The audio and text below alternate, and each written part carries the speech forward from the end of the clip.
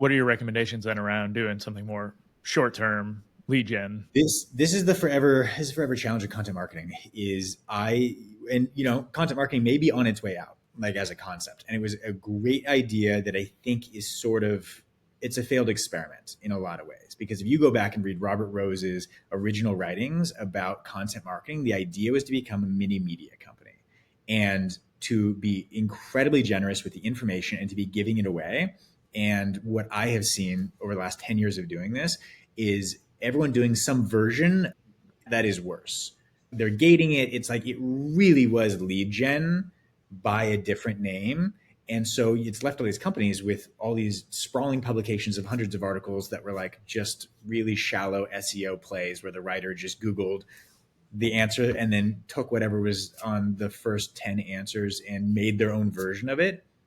Very few, I think, created an actual brand around being known for giving away useful information like that. And so the short term play, like we are always engaged in multiple workflows with a client because there's always going to be the really short term demands. Hey, it's the end of year, end of quarter, marketing is behind on our targets. What can you do for us? That is content, and it's not content marketing, right? That stuff is not about to like win hearts and minds and like hopefully someone in 6 months is advanced enough to come back and buy. That's not that. So there's like always the workflow that is the pressure valve for the marketers needing things right away. And that's probably what I think you're talking about. And we will do that in the interest of also having workflow two. And workflow two is what's the long-term play?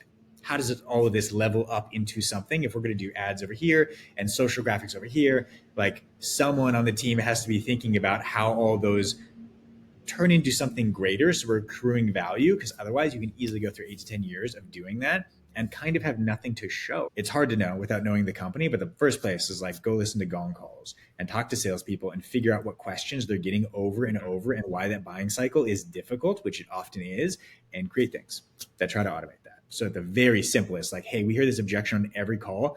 Cool, let's do an article series on that. Let's try to get it so that people go to that and get educated before coming in and share it with people, and then figure out how to be really generous with all this information we have internally, externally, because the content's a product, right? It's like it's a product that just happens to be free. It should be as good as a product.